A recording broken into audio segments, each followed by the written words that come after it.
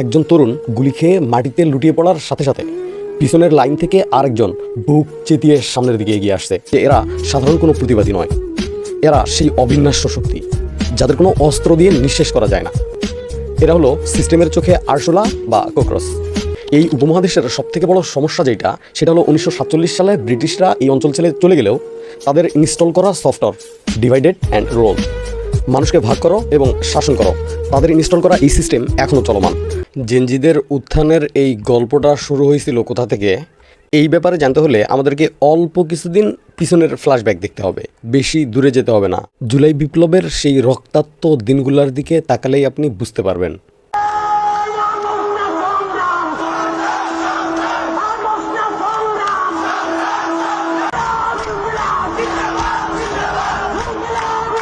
এই চোখ যা দেখেছে। ঢাকার রাজপথ তখন আক্ষরিক অর্থেই রণক্ষেত্র। স্বৈরাচারী পুলিশ বাহিনী মনে করছিল কয়েকটা লাশ পড়লেই এই বাচ্চা কাচ্চারা ভয় পেয়ে ঘরে ফিরে যাবে।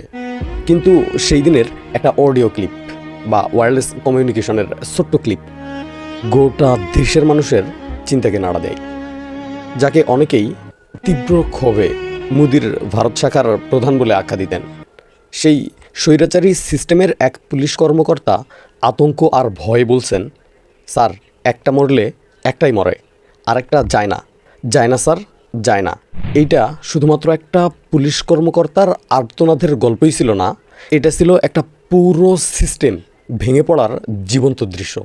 এক পুলিশ কর্মকর্তা তার স্নাইপার স্কিল দিয়ে দেখিয়েছিল একজন তরুণ গুলি খেয়ে মাটিতে লুটিয়ে পড়ার সাথে সাথে পিছনের লাইন থেকে আরেকজন বুক চেতিয়ে সামনের দিকে এগিয়ে আসছে। তাদের চোখে কোনো ভয় নেই, মৃত্যুর কোনো পরোয়ানা নেই।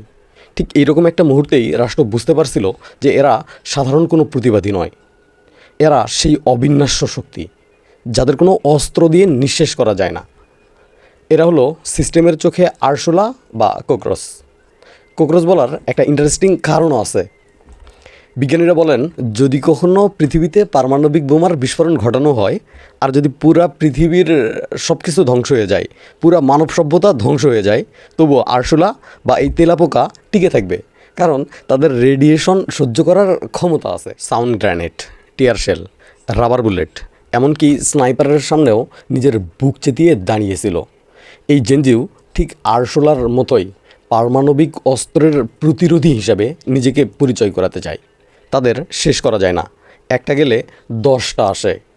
এই উপমহাদেশের সবথেকে বড় সমস্যা যেটা, সেটা হলো 1947 সালে ব্রিটিশরা এই অঞ্চল ছেড়ে চলে গেলেও তাদের ইনস্টল করা সফটওয়্যার ডিভাইডেড অ্যান্ড রোল, মানুষকে ভাগ করো এবং শাসন করো, তাদের ইনস্টল করা এই সিস্টেম এখনও চলমান। আর এই জন্যই গত 75 বছর ধরে ভারতের সরকার স্টেজে এসে বলে, পাকিস্তান আমাদের শত্রু, মুসলমান আমাদের শত্রু, তাই আমাদেরকে ভোট দেন, আমরা আপনাদেরকে রক্ষা করব। পাকিস্তানে বসে বলা হয় ভারত আমাদের শত্রু, তাই সেনাবাহিনীকে ক্ষমতা দেওয়া হোক। বাংলাদেশে বসে মানুষকে বিভাজন করে ব্যস্ত রাখা হতো। হানাহানি, রক্তপাত, সীমান্ত হত্যা, এগুলোর উপর ভিত্তি করেই গড়ে উঠেছিল একটি রাজনৈতিক সাম্রাজ্য। সাধারণ মানুষকে বিভক্ত করে রাখলেই তো নিজের গদি নিরাপদ থাকে। কিন্তু জেনজির সমস্যা হচ্ছে, তারা এর আওতা থেকে বাহির হইতে চায়। তারা এই ডিভাইডেড রুল পলিসিটাকে ভাঙতে চায়, কারণ তারা ইন্টারনেটের যুগে বড় হয়েছে। তারা এইটা বুঝে গেছে, তার কাটার এপারের একজন বেকার যুবকের সাথে ওই পারের একজন বেকার যুবকের খুব একটা পার্থক্য নাই। তারা এইটা বুঝে গেছে, এই বিভাজন শুধুমাত্র নেতাদের সুইস ব্যাংকের অ্যাকাউন্ট ভারী করার জন্যই। 36 জুলাই যেদিন বাংলাদেশের মাটি থেকে শেখ হাসিনা পালাই যায়, ওই দিন কিন্তু শুধুমাত্র বাংলাদেশেই আনন্দ উদযাপন করা হয়নি। সেদিন ভারতের কেরালা থেকে পাকিস্তানের লাহোর পর্যন্ত, নেপালের কাঠমান্ডু থেকে শ্রীলঙ্কার কলম্বো, সব জায়গায় একইভাবে তরুণদের গায়ের লোম দাঁড়িয়ে গিয়েছিল। কারণ সেই দিনে প্রথম এই জেনজিরা কিছু একটা করেছিল এই পুরো উপমহাদেশের মধ্যে। এই উপমহাদেশের প্রত্যেককেই সেদিন ফোনের স্ক্রিনের দিকে তাকিয়েছিল, এবং তারা ফোনের স্ক্রিনের দিকে তাকিয়ে বারবার শিহরিত হয়েছিল, এবং তারা বুঝেছিল যদি ঢাকা পারে তাহলে আমরাও পারবো। আজ ভারতের রাজপথে যে কোকরোচ জনতা পার্টির উত্থান ঘটেছে, তাকে কেবলমাত্র ভারতের নেতারাই ভয় পাচ্ছে না। এইটাকে শুধুমাত্র ভারতের অভ্যন্তরীণ আন্দোলন বলে চিন্তা করলে আমার মনে হয় ভুল হবে। এইটা মূলত এই পুরো উপমহাদেশের জেনজি মুভমেন্টেরই একটা অংশ। তারা আরসুলা নামটাকে গর্বের সাথে গ্রহণ করছে। হ্যাঁ, আমরা আরসুলা। তোমরা যতবারই আমাদের পিষে মেরে ফেলার চেষ্টা করবে, আমরা ততবারই গর্জে উঠব নিজের শক্তিতে। শ্রীলঙ্কায় যখন রাজা পাকসির দুর্নীতি আর অত্যাচারে গোটা দেশ জর্জরিত, তখন এই জেনজিরাই রাষ্ট্রপতির প্রাসাদে ঢুকে সুইমিং পুলে গোসল করে সেটাকে উদযাপন করছিল। পাকিস্তানে যখন সামরিক ইস্টাবলিশমেন্ট তাদের ক্ষমতা কুক্ষিগত করার চেষ্টা করেছিল, তখনও এই জেনজিরাই রাস্তায় নেমে পুরা ইস্টাবলিশমেন্ট কাঁপিয়ে দিয়েছিল। বাংলাদেশে এই জেনজিরা যা করছে, এটা তো পুরা উপমহাদেশের শক্তি যোগায়। আর এখন ভারতেও, যেখানে হিন্দু মুসলিম দাঙ্গা করে ক্ষমতা কুক্ষিগত করে রাখা হয়েছিল, সেখানেও এই জেনজিরাই সংবিধান হাতে নিয়ে রাস্তায় নেমে এসেছে। তারা গদি মিডিয়াকে বয়কট করছে, দুর্নীতির বিরুদ্ধে কথা বলছে, আর এই বিভাজনের রাজনীতিকে সরাসরি অস্বীকার করছে। অনেক হয়েছে সিস্টেম আর গদি বাঁচানোর লড়াই, অনেক হয়েছে বড় বড় লেকচার আর স্বপ্নের কথা।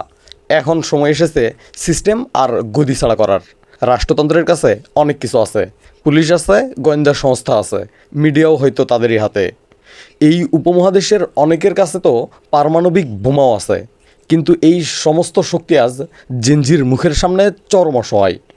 হয়তো আপনি পারমাণবিক বোমা দিয়ে একটা শহর বা একটা অঞ্চল ধ্বংস করতে পারবেন, কিন্তু একটা চিন্তাকে কিভাবে ধ্বংস করবেন, একটা আইডিয়াকে কিভাবে গুম করে ফেলবেন। আজকের জেনজিরা এমন এক নেটওয়ার্ক তৈরি করে ফেলছে যেটা কোনো নেতার কথা শুনতে রাজি নয়।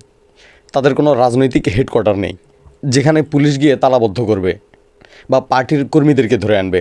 তাদের আন্দোলনগুলো হয় সবসময় প্রযুক্তি নির্ভর। আপনি একজনের ইন্টারনেট কাটবেন, 10 জন ভিপিএন অন করে পক্সি সার্ভার ওপেন করে দিবে। আপনি একজনকে জেলে ভরবেন, 1000 জন রাস্তায় নেমে আসবে। হাসিনার পুলিশ তো সেদিন ওয়্যারলেসে এমনি এমনি বলে নাই যে একটা মারলে একটাই মরে, বাকিগুলা যায় না, যায় না স্যার, যায় না। এই কথাটা আজ পুরো উপমহাদেশের শাসকদের জন্য সবচেয়ে বড় ভয়ের সংবাদ। বাংলাদেশ, ভারত, শ্রীলঙ্কা, পাকিস্তান, এই অঞ্চলে যে রাজনৈতিক বিদ্রা এতদিন ডিভাইডেড রুল দিয়ে এই পুরা উপমহাদেশকে কন্ট্রোলে রাখছিল, আজ তাদেরই বাসার সামনে চিল্লাপাল্লার আওয়াজ শুনে যখন নিচে নামে দেখে এখানে কোনো বাইরের দেশের সৈনিক নয়, দেশীয় সৈনিকও নয়, দাঁড়িয়ে আছে জেনজি প্রজন্মের কিছু সদস্য। তারা ন্যায্যতার কথা বলতে আসছে। পারমাণবিক বোমার সুইচ হয়তোবা এই নেতাদের হাতে আছে, কিন্তু তারা ভালোভাবেই জানেন এই পারমাণবিক বোমা মেরে আরশোলাদের ধ্বংস করা যায় না, জেনজিকেও ধ্বংস করা যাবে না। ইতিহাসের এক ইন্টারেস্টিং সময়ে দাঁড়িয়ে আছে এই উপমহাদেশের মানচিত্র। এখানে কোনো পরাশক্তির প্রয়োজন নেই। কাঁটাতার শুধুমাত্র মানুষের প্রবেশ আটকাতে পারে, কিন্তু একটা প্রজন্মের আইডিয়াকে নয়। তাই একমত পোষণ করে বলতে চাই, দেশ গড়বে একসময়। এই কোকরসরাই বিপ্লবের এই নতুন অধ্যায়ে আপনাকে স্বাগতম। ইনকিলাব জিন্দাবাদ। আমাদের পার্শ্ববর্তী দেশ ভারতের সকল ভাই বোনদের জন্য আন্তরিক দোয়া ও শুভকামনা। মহান আল্লাহ তাআলা তাদের ন্যায় বিচার, শান্তি ও নিরাপত্তা দান করুন।